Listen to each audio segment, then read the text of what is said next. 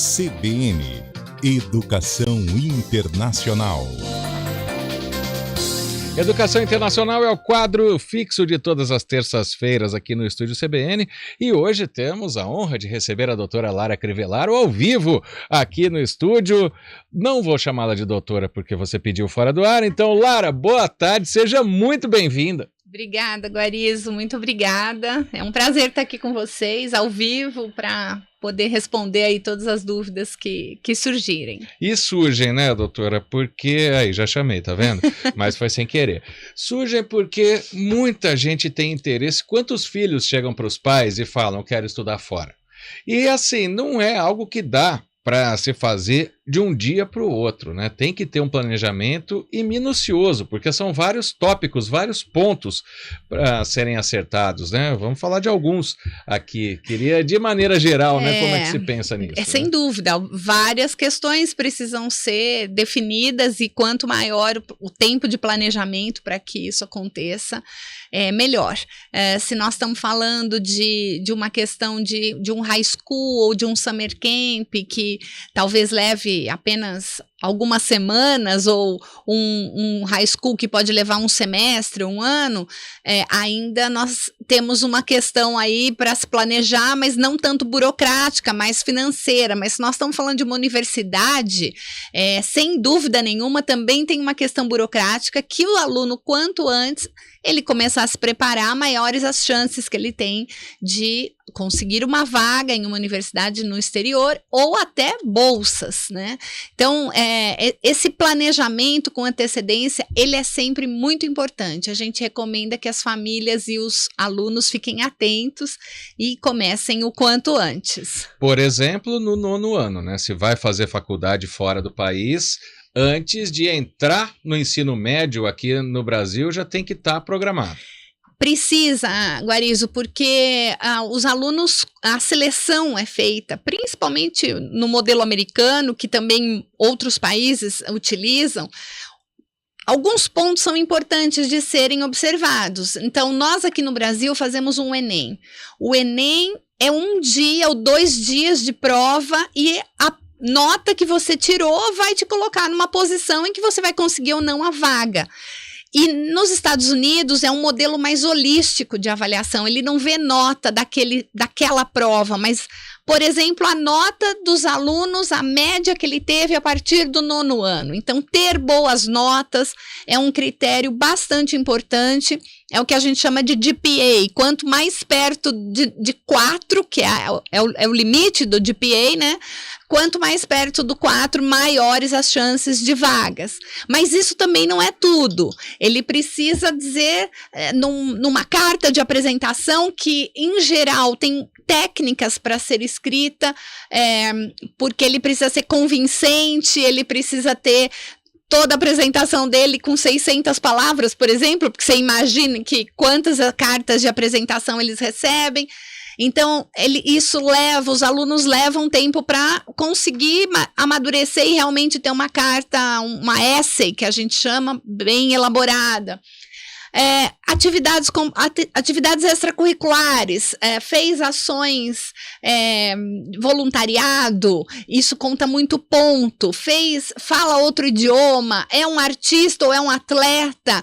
E como é que eu provo tudo isso? Então, você precisa preparar um portfólio para mostrar para a universidade. Então, a construção de todo esse processo, quanto antes o aluno começar, maiores as chances de conseguir uma boa colocação numa boa instituição e de preferência com bolsa. E mais do que isso, né? Além do Enem que você citou aqui do Brasil, lá não tem vestibular de maneira alguma, né? Como você acabou de dizer, é uma entrevista de emprego para entrar na universidade, na praticamente. Verdade, o que eles buscam é o perfil do aluno, né? Então, define-se um perfil a partir do perfil da própria universidade, quais alunos combinam mais com aquela instituição. Então, ele é mais empreendedor, ele é mais líder, ele é atleta, ele enfim, o perfil do aluno e como ele se destaca, o desenvolvimento das soft skills desse aluno é muito importante, o quanto ele trabalha em equipe, o quanto ele é capaz de ser criativo. Então, é esse conjunto que as universidades escolhem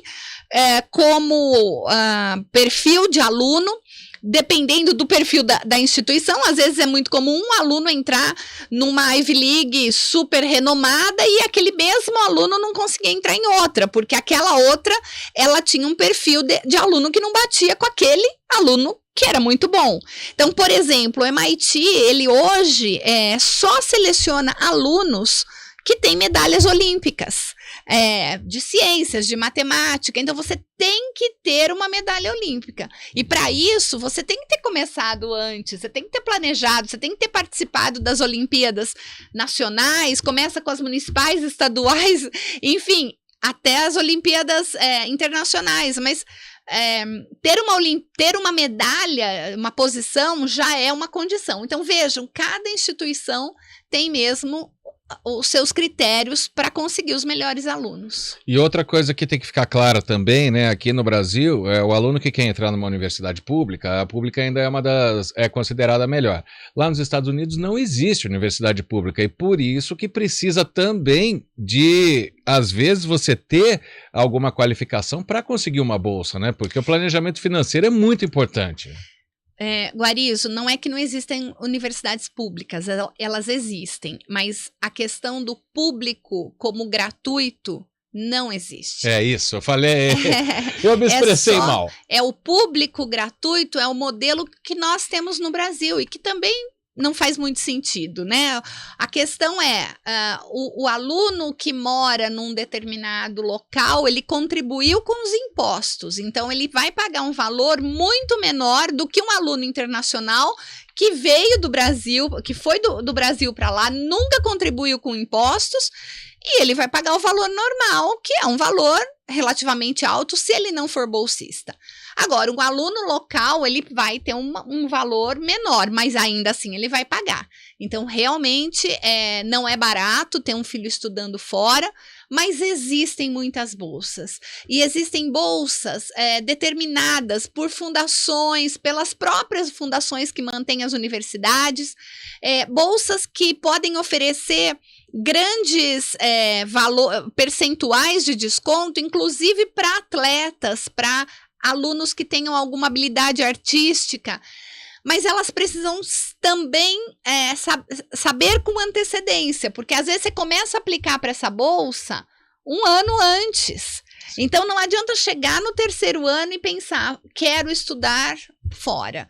E a gente está falando aqui muito do modelo americano, mas assim, estudar, por exemplo, fazer uma universidade na Alemanha custa 700 euros por ano. Como é que um aluno chega, né, numa universidade? Como faz o processo de aplicação? As aulas são em inglês, não são em alemão. Ele não precisa saber o alemão, mas a EFIG tem ajudado exatamente os alunos na preparação para aplicar em qualquer lugar do mundo. Então, essa é uma questão importante que a gente sempre traz, que é o planejamento. Porque se o aluno chega para a gente no terceiro ano, a gente já não tem muito o que fazer em relação à questão financeira de bolsas. Porque quando se fala nisso, Lara, não fala só na escola, né? Você tem a moradia, você tem como se manter, como se alimentar. A gente vê até os jovens americanos que arrumam trabalho para pagar as escolas, né? Quantos filmes a gente vê, quanta história tem disso. Então esse planejamento financeiro vai muito além.